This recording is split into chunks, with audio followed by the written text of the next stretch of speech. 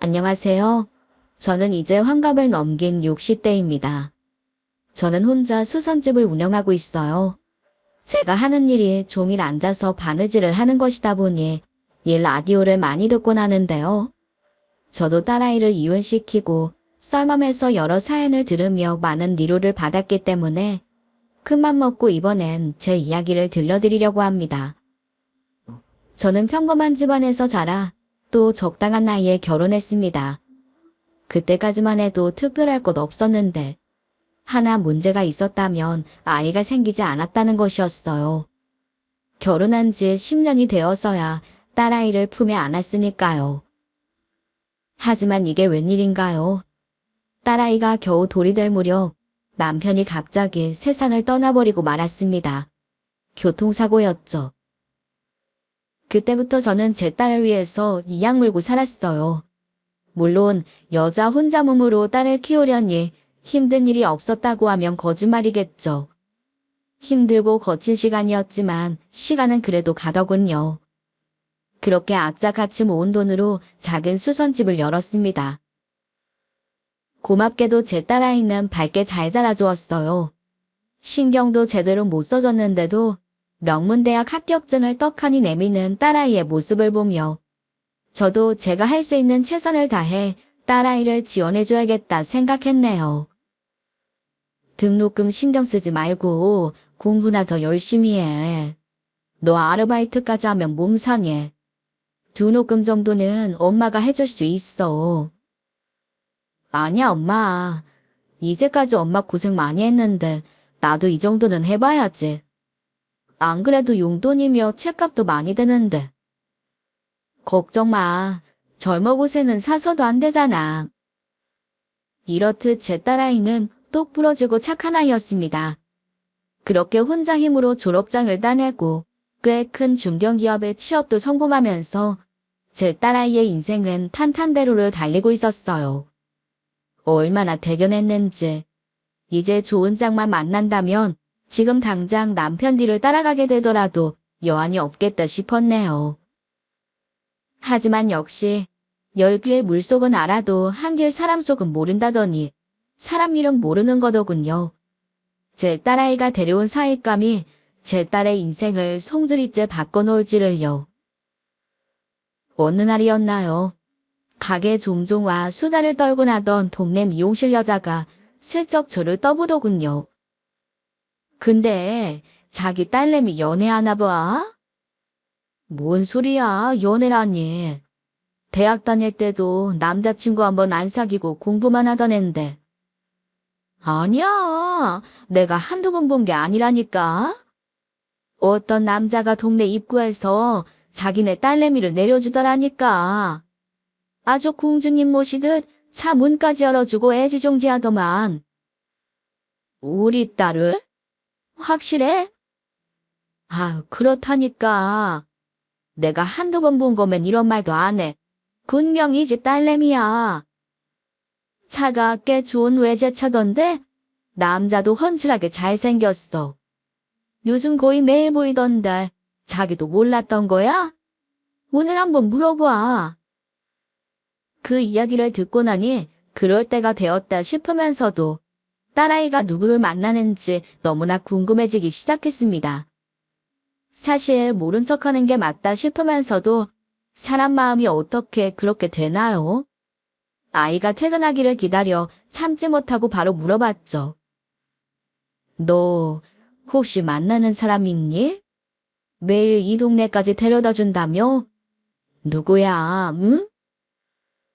아, 같은 회사 사람이에요. 만난 지 좀 됐어. 안 그래도 엄마한테 인사하고 싶다고 해서 곧 말씀드리려고 했어요. 남자친구가 생겼다고 말하던 딸아이는 정말 얼마 안 돼 집으로 남자친구를 데려왔습니다. 그렇게 만나게 된 예비사위의 첫인상은 훤칠한 외모에 딱 봐도 반듯한 집안에서 자란 듯한 도련님 같았어요. 첫 만남에 신뢰되는 질문이라는 건 알지만 그래도 내 딸이 가볍게 만나고 있다는 생각은 안 들어서요. 혹시 부모님은 뭐 하시는 분이세요? 사실 저희 아버지가 수정 씨와 제가 다니는 회사 사장님이십니다. 회사 사람들은 아직도 제가 사장님 아들인 거 몰라요. 이 사람도 처음에는 모르고 그냥 회사 동료로 지냈고요. 그러다 제가 먼저 좋아하게 된 겁니다. 아니, 그렇게 큰 회사 사장님 아들이면 집에서 귀하게 자랐을 텐데. 부모님도 내 딸과 그쪽이 만나는 걸 알고 계신 거예요? 네, 알고 계세요. 이 사람 회사 들어올 때 직접 면접도 보셨는걸요?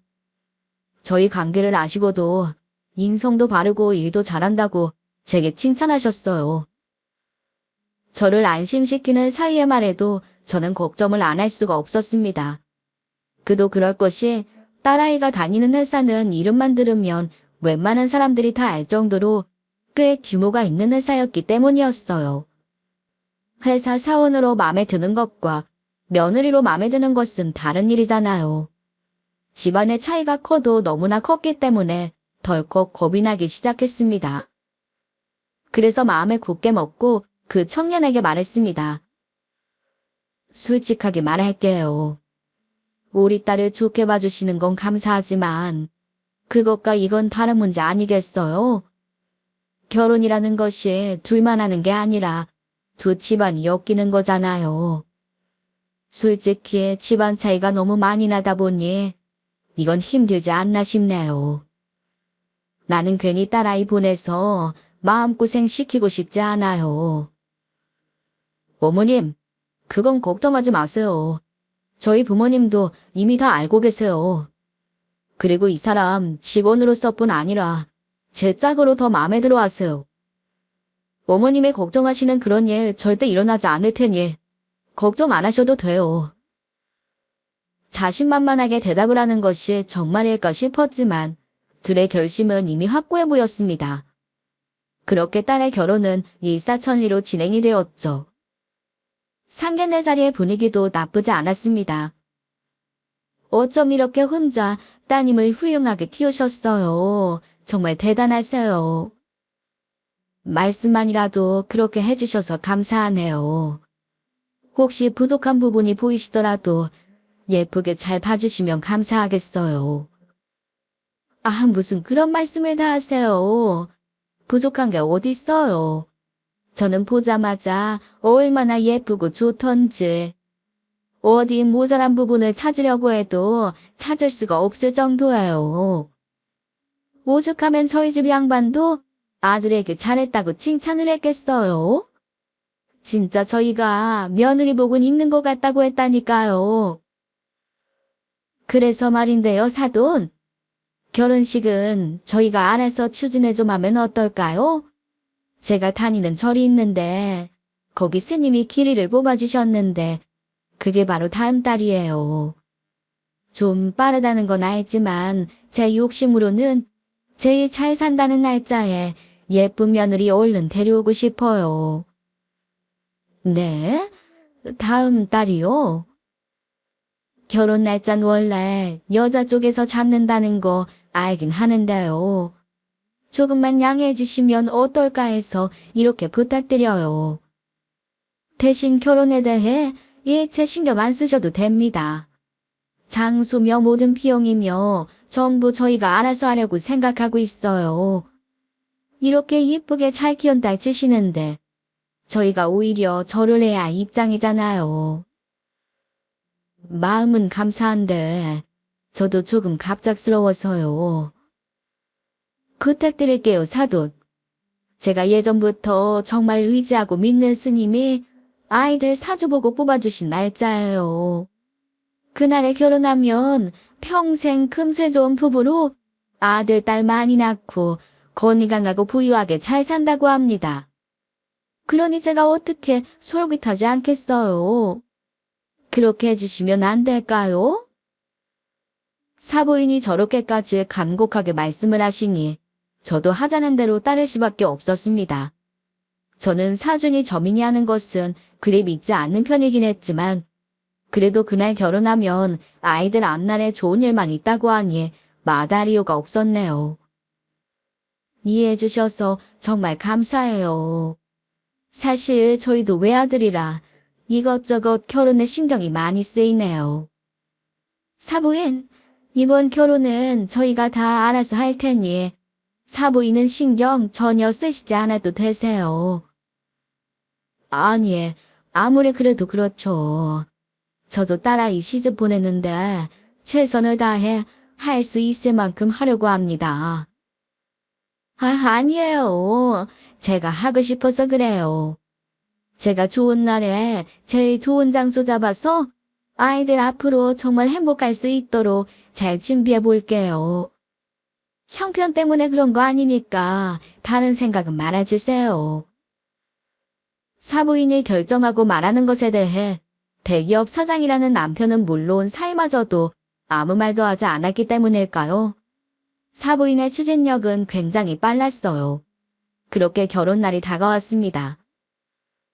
장소는 의외로 시내에 있는 작은 사찰 같은 곳이었어요. 보통 있는 집은 으리으리한 호텔에서 할 것이라 생각했는데 전혀 예상하지 못한 부분이었습니다. 사찰이라고는 했지만 제가 알고 있던 절과는 달라 보이더라고요. 아마 저 같은 일반인들은 절이라고 말하지 않으면 정체를 알 수 없는 곳이지 않을까 생각하며 우아했습니다. 하지만 사부인이 몇십 년째 다니고 있는 절이라고 하니 그냥 그러려냐고 넘겼어요. 그날 무척 정신이 없기도 했고요. 그렇게 그곳에서 결혼식을 치른 딸아이는 식을 마친 후 시댁에 들어가 살게 되었습니다. 그곳에서 필요한 요리와 교양 수업을 들으며 좀 더 남편을 내조하는 데 힘쓰겠다고 내린 결정이었죠. 저 역시 딸아이의 결정을 지지했어요. 아무래도 그곳에서 배울 것이 많을 것이라 생각했거든요. 하지만 그건 제 착각이었던 겁니다. 딸아이가 그 지옥으로 들어가는 것을 어떻게든 말리고 봤어야 되었는데. 물론 초기에 결혼을 하고도 딸아이는 전화도 자주 하고 종종 집으로도 찾아왔습니다. 올 때마다 선물을 들고 와서는 제게 조말종알 하루에 있었던 일을 이야기했어요. 자신이 배우는 신부 수업에 대해 이야기하고 시어머니를 따라 절로 공부를 하러 다닌다고도 하더라고요. 알고 보니 엄마, 우리 시어머니가 엄청 독실한 불교 신자시더라고. 우리 결혼한 그 절도 우리 시어머니가 거의 지어준 것이나 마찬가지래. 시어머니가 거기 스님을 정말 많이 믿고 의지하는 것 같아. 그래? 근데 절을 개인이 지어주기도 하고 그러는 거야? 잘 모르겠어. 그런데 그 스님이 이런저런 이야기를 많이 해주시나 봐. 아무래도 사업하는 사람들은 앞날이 불안하고 힘들 때가 많잖아. 시어머니가 그분이 없었으면 시아버님 사업도 그렇게 번창할 수 없었을 거라고 그러시더라고.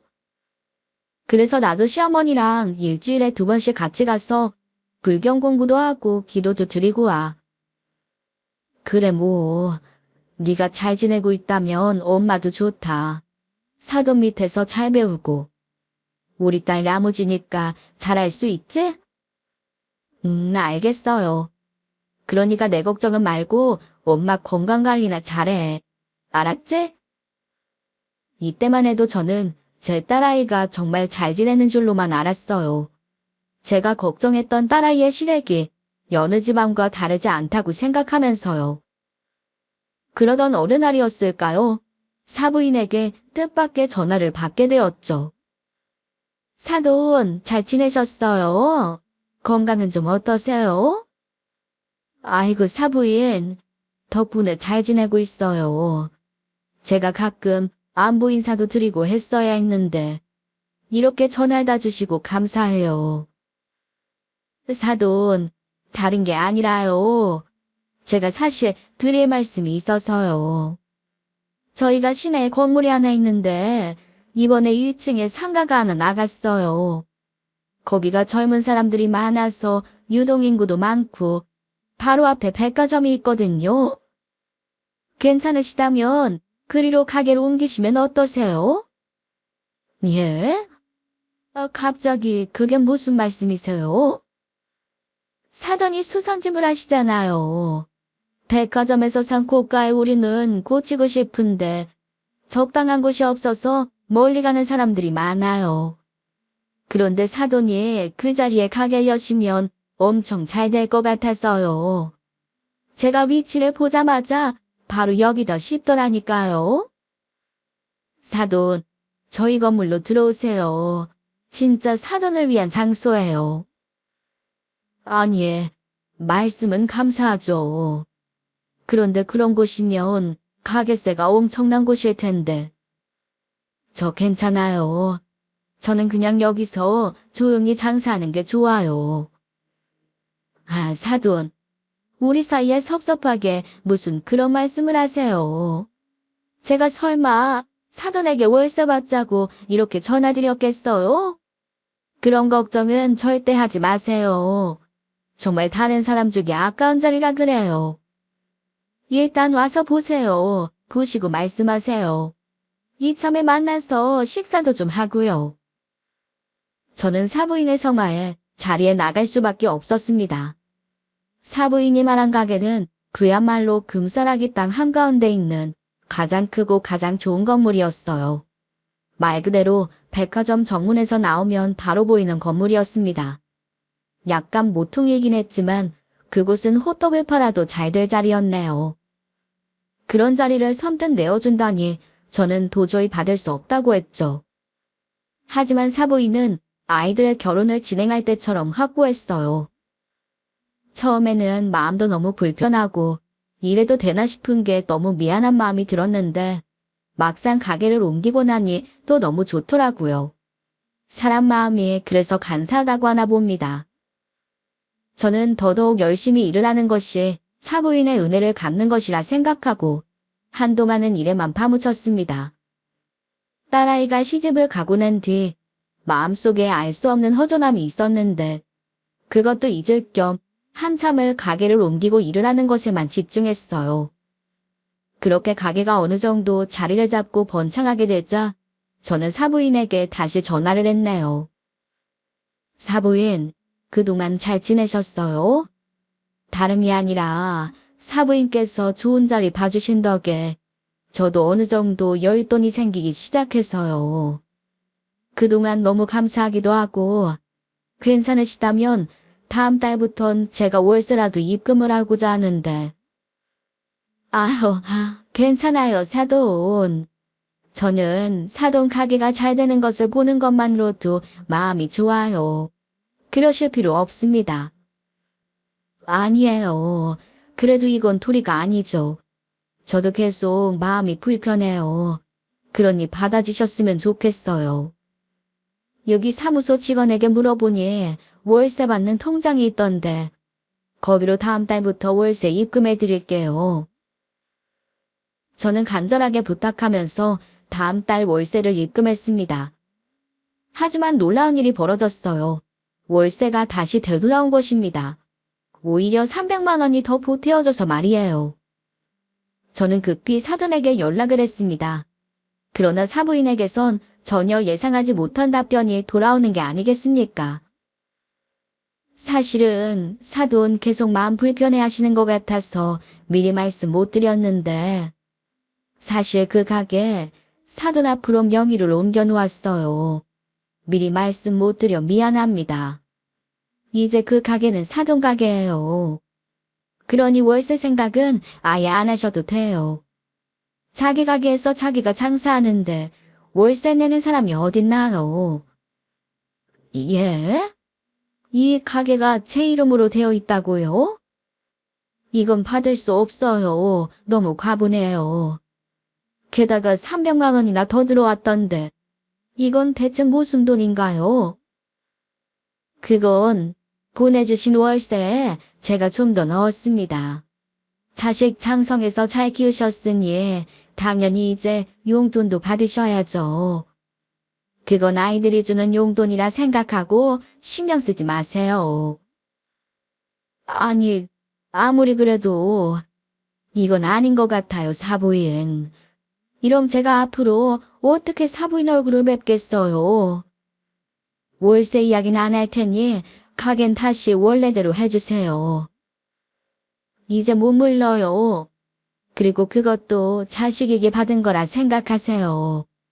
어차피 이 재산 전부 제 아들에게 갈 건데요, 뭘.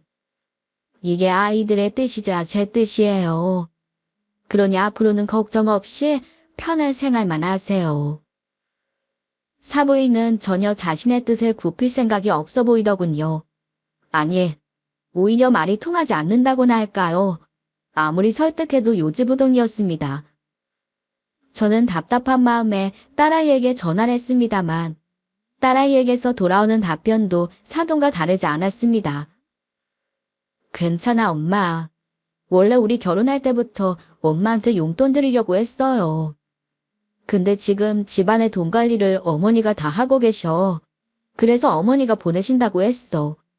우리 이야기에도 당연히 동의하셨고.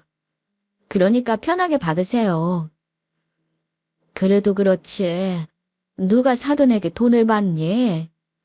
나는 니들에게 안 받아도 된다. 내가 불편해서 있을 수가 없어. 그러니 김소방에게라도 말 좀 해봐.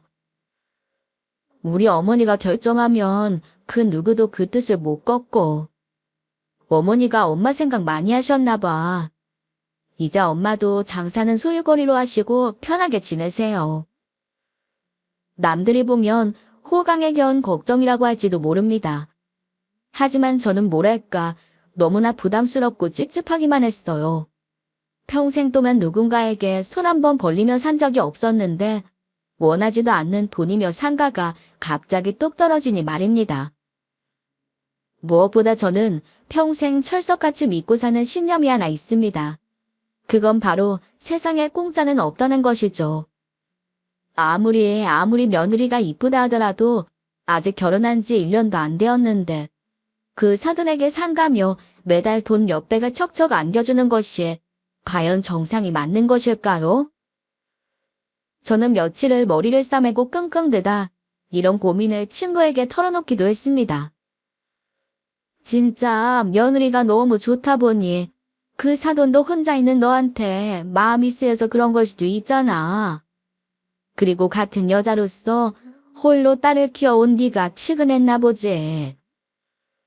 그래, 그런 것일지도 모르겠지만 너도 알잖아.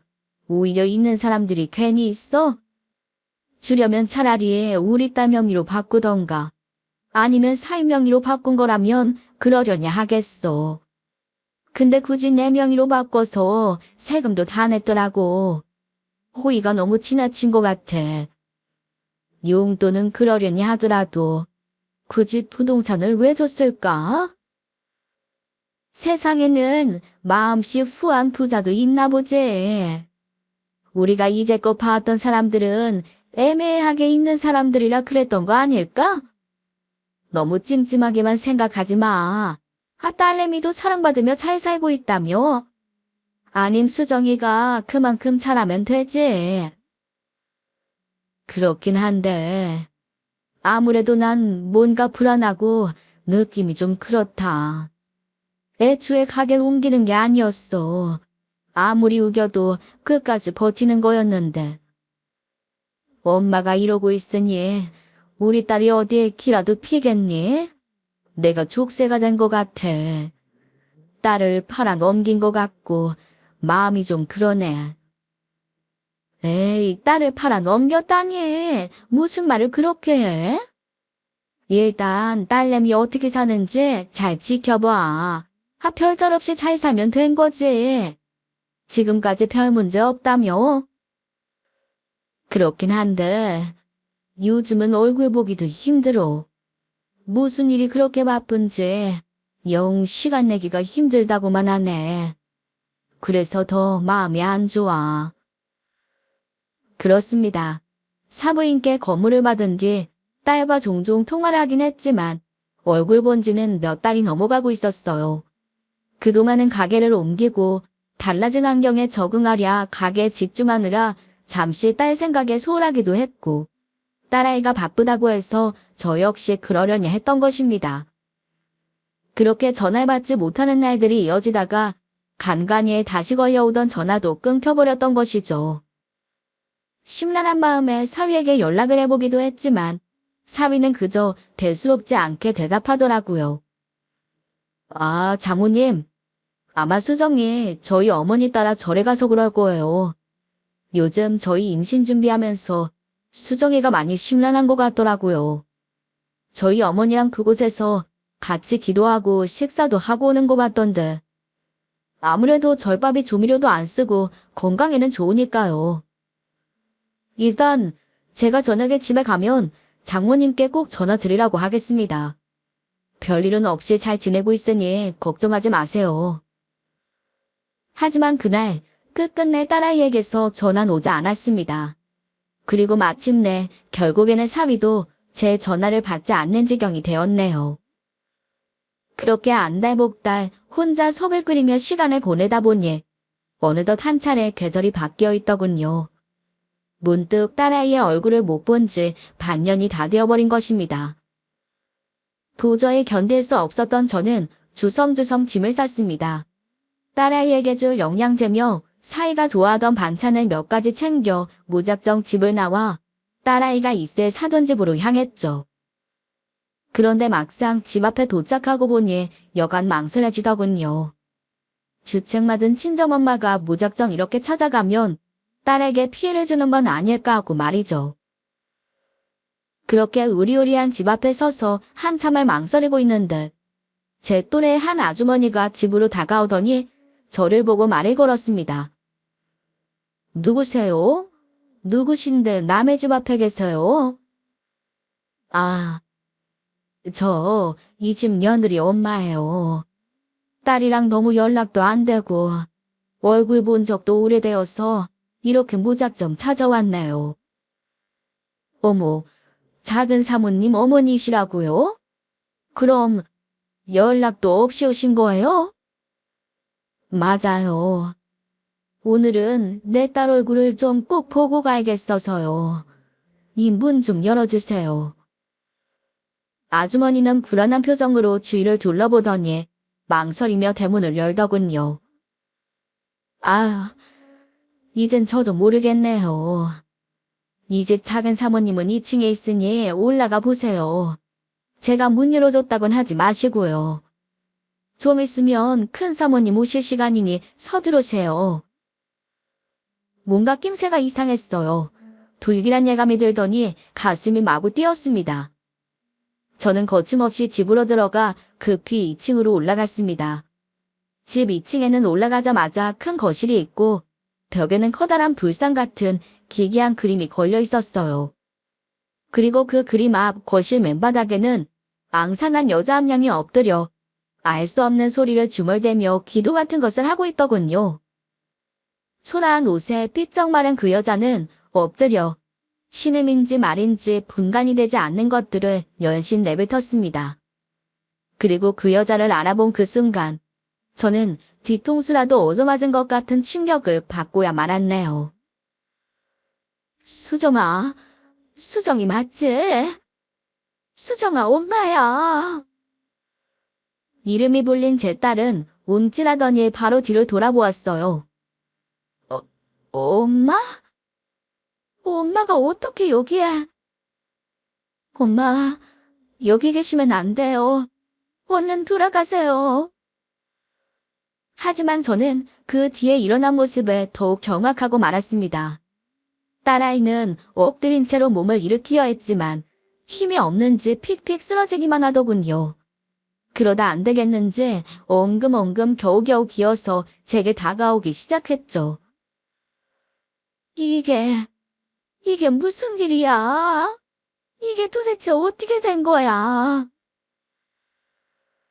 엄마, 제가 이렇게 매일 기도하지 않으면 임신이 안 된대요. 그러니 걱정 말고 돌아가셔요. 이제 5,000배까지 250번밖에 안 남았어. 어머님 오시기 전까지 마저 끝내야 돼. 너 일어나 봐. 몸이 이 모양 이 꼴인데 기도는 무슨 기도? 너 제정신이니? 그때 제 딸아이는 정상이 아니었습니다. 그동안 제가 알던 딸의 모습은 찾아볼 수 없었죠. 저는 곧바로 구급차에 전화를 했고 아래층으로 뛰어내려갔어요. 아줌마, 구급대원 올 거니까 얼른 대문 열어요. 도대체 제가 왜 저 지경인 거예요? 아이고, 야단 났네. 곧 큰 사모님 오실 시간인데. 아니나 다를까 구급차의 사이렌 소리가 가까워지는 듯 하더니 대문 앞에서는 소란한 다툼이 들려왔습니다. 여기가 내 집인데 나는 신고한 적 없어요. 얼른 돌아가요. 저는 곧바로 달려가 대문을 열고 외쳤죠. 제가 신고했어요. 여기 2층에 환자가 있으니 얼른 서둘러 주세요. 제 딸이에요. 저는 안사돈을 확 밀쳐버리고 구급대원들의 길을 텄습니다.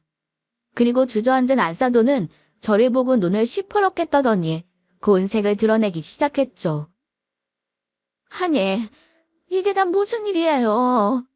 사돈이 왜 여기 있는 거예요? 얘 구급차는 뭐고요? 왜요? 나 내 딸 보러 왔어요. 당신, 지금껏 내 딸한테 무슨 짓을 한 거야? 지금 어디서 막말이야? 천춘에 임신도 못하는 계집애 걷어서 온갖 치성을 들이느라 쏟아부은 시간과 돈이 얼만데. 나쁜 년. 이러려고 그렇게 싫다는 나한테 가게며 돈을 준 거야? 내가 그것도 모르고 내 자식이 죽어나가는 것도 모르고 애도 못 가지는 기집년 시집 보낸 주제 이게 어디서 큰 소리야? 그리고 이건 사전에 네 딸 형과 다 합의한 내용이라고. 꼬박꼬박 주머니 채워줬으면 못 본 척 할 줄도 알아야지. 에? 기집년 하나 잘못 들어와서 부정 타게. 뭐, 부정? 부정을 타? 정말 피가 거꾸로 솟는다는 말이 무언지 실감했습니다. 저는 제가 할 수 있는 모든 힘을 내어 그년을 내리쳤습니다. 그리고 안사돈이 쓰러진 틈을 타 구급대원들과 딸아이를 병원으로 옮겼어요. 병원으로 옮겨진 딸아이의 상태는 생각보다 더욱 심각했습니다. 상태가 많이 심각해요. 거의 한 달 가까이 굶은 것 같아 보입니다. 몸무게가 40kg이 안 됩니다. 초등학생 몸무게예요. 탈수도 심하고 전체적으로 영양분이 너무 부족해서 자세한 건 정밀 검사를 해봐야 할 것 같습니다. 지금 정신과 선생님들도 오실 거예요. 절대 안정이 필요합니다. 저는 안정제를 맞고 잠이 든 딸아이의 손을 잡고 통곡을 했습니다. 그동안 그곳에 갇혀 도대체 무슨 일이 있었던 건지, 도대체 애가 어떻게 저 지경이 되었던 건지 생각할수록 가슴이 찢기듯 너무 아팠으니까요. 딸아이의 상태가 심각했는지 병원 측에서는 경찰 협조를 요구했고 추후에 저는 경찰을 통해 더 자세한 사정을 들을 수 있었습니다. 시어머니 되는 사람이 어디 사이비에 빠져 있는 모양이에요. 거기에 교주인가 주지가 전부 시킨 일이라고 하더군요. 아들 부부에게 애가 생기지 않는 건 다 며느님의 덕이 부족한 거라고. 그래서 그동안 무리하게 금식기도 시키고 그것도 모자라서 3,000배, 5,000배 등 엄청난 체력을 소모하는 기도를 강요했던 것 같아요. 지금 가정부 진술도 전부 확보했고 따님 감시용으로 설치했던 카메라 영상도 전부 확보했습니다. 진짜 큰일 날 뻔했어요. 가정부 말로는 지금 보름이 넘게 금식 중이라고 하는데 이러다 사람 잡을 뻔했네요. 충격과 분노가 차올랐습니다. 미친 그 사부인은 그렇다 쳐도 사돈이란 작자와 사위라는 놈은 대체 뭘 하고 있었던 것인지 이해할 수가 없었어요. 다행히 딸아이는 영양제와 수액을 맞고는 기운을 차리고 눈을 떴습니다. 저는 딸아이를 안고 목 놓아 오열했죠. 왜 미리 이야기하지 않았어? 왜 이 지경이 되도록 그냥 있었어? 너 잘못되면 엄마는 어떻게 살라고? 엄마, 내가 미안해요. 저는 곧바로 고소를 진행했습니다. 딸아이의 몸 상태가 심각했기 때문에 형사사건으로 사건 조사가 시작되었어요. 그리고 이혼 소송도 함께 진행했네요. 우리나라에서 가장 크고 유명한 변호사 사무실을 찾아가서 돈은 얼마가 돼도 좋으니 제발 이 억울함을 풀어달라고 했습니다. 어떻게든 이 인간들을 전부 끝장낼 수만 있으면 무슨 짓이든 할 수 있었습니다. 경찰 조사가 들어가고도 그쪽은 아주 당당하고 뻔뻔하게 나오더군요. 해볼 테면 해보라는 식이었어요. 하지만 저희도 가만히 있진 않았어요. 변호사가 알아온 사실은 더욱 가관이었습니다. 알고 보니 이런 식으로 여자를 들여다 난리가 난 것이 처음이 아니었던 것입니다. 제 딸이 무려 3번째였다는 것이었죠. 더 기가 막힌 사실은 그 사위라는 놈이었습니다. 그 놈은 애초에 아이를 가질 수 없는 놈이었던 것이죠. 그래놓고 여자들만 바꿔가면서 이런 말도 안 되는 일을 벌여왔던 거예요. 저는 사위에게 이 모든 사실을 언론에 폭로하겠다고 문자를 남겼습니다. 그제서야 코빼기도 보이지 않던 사이놈과 그 아버지가 병실로 찾아왔더군요. 정말 죄송합니다, 사모님. 제가 얼굴을 볼 면목이 없습니다. 안사람 단속을 잘했어야 했는데 정말 죽을 죄를 지었습니다.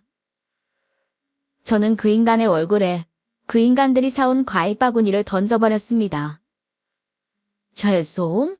지금 와서? 왜? 아이가 죽고 나서 그런 말을 하지 그래요?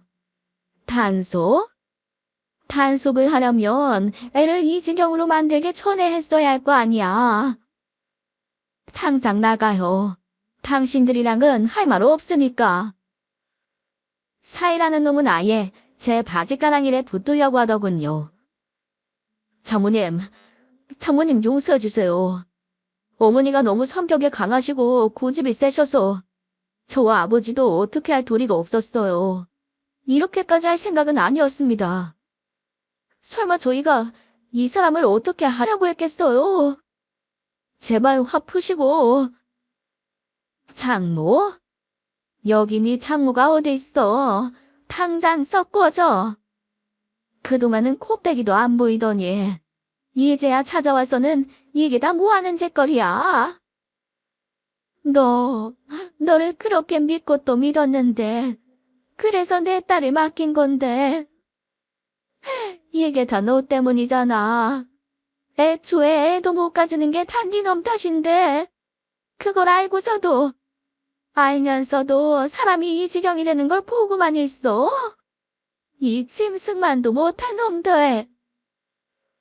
저는 전부 내쫓아버렸습니다. 그리고 합의고 뭐고 절대 없을 거라고 못을 박았죠.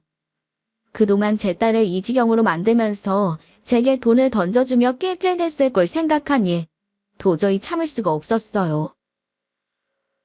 조사가 시작되고 사건이 외부로 알려지자 어마어마한 일들이 더 드러났습니다. 애초에 제 딸을 그 집 며느리로 점찍은 것도 그 사이비 고주가 시킨 일이더군요. 교주의 지시로 그놈은 제 딸에게 접근해 환심을 사고 결혼을 하자고 한 것이었습니다. 조사가 시작되고 그 사이비 교주놈과 딸을 시모했던 여자는 곧바로 구속이 되었습니다. 사위와 그 아버지 역시 기소는 되었지만 구속까지는 안 되더군요. 하지만 사건이 알려지면서 회사 주가에도 영향을 미쳐 그 아버지는 곧바로 회사 대표에서 물러나게 되었어요. 선대 회장이 회사를 설립하고 세상을 뜨면서 형제들에게 회사 하나씩을 물려주었는데 이번 사건이 알려지면서 나머지 형제들이 회사를 빼앗아 버렸던 것입니다. 제 딸의 전 남편이었던 그 아들놈도 회사에서 쫓겨났다고 하더군요. 뭐 그래봤자 부자들이니 당장 먹고 살 문제야 없겠지만 두 인간이 동시에 백수가 되었다고 하니 속은 시원하더라고요. 특히 사이였던 그놈은 친척들은 물론 주변 사람들에게 사람 취급도 못 받고 있답니다. 얼마 전에는 술에 취해 운전을 하다가 경찰에 잡혀가기도 했다더군요. 어차피 짐승보다 못한 놈들이니 저러다 스스로 벌을 받고 머지않아 꼬꾸라지겠죠. 저는 반드시 그럴 것이라 믿고 있습니다. 딸아이의 이혼 소송은 순조롭게 진행이 되었습니다.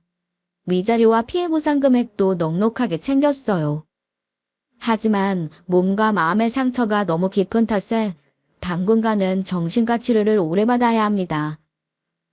아직은 많이 힘들어하는 딸아이를 보면 저도 제정신에 붙들기가 힘이 들지만 저라도 정신을 차려야 우리 딸이 절 보며 힘을 내지 않겠습니까?